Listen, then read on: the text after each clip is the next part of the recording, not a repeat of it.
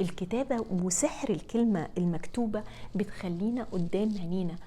فرق كبير ما بين ان احنا نسمع كلام وبين ان احنا ننطق كلام، وبين ان احنا نكتبه وبين ان احنا نكتبه ونشوفه ونفكر فيه ونحس فيه كمان. بين وقت والتاني لازم تمرني نفسك انك تكتبي جواب لنفسك، وخاصة في الوقت اللي تحسي فيه انك مثقلة ومش عارفة تطلعي اللي جواكي، او حاسة انه الكلام مش سعفك انك انتي تقوليه للآخر.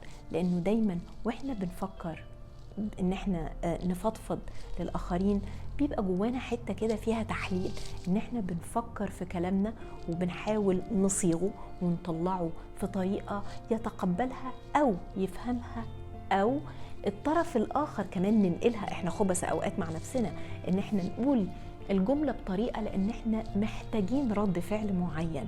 رد الفعل المعين ده قد يكون تعاطف، قد يكون دعم، قد يكون تشجيع، ايا كان. فبننقل وبنصيغ افكارنا ومشاعرنا بطريقة توصلنا انه الطرف الاخر المستمع اللي بنفضفض له انه يقول لنا الحاجة اللي نفسنا من جوانا نسمعها. المهم والصادق قوي والتدريب اللي يمكن يكون احنا مش متعودين عليه ان احنا نسمع ونقول كلامنا بشكل مجرد من غير ما ننتظر رد فعل معين. رد الفعل المعين ده هيتولد واحنا بنكتب، ولما نقرأ اللي بنكتبه لنفسنا احنا هنسمع صوت نفسنا.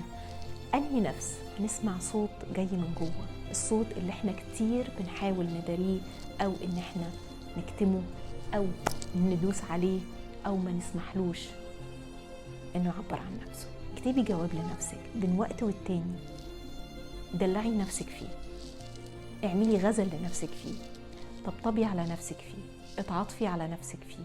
وكمان مفيش مانع انك انتي تتطهري مع نفسك بنفسك ولنفسك.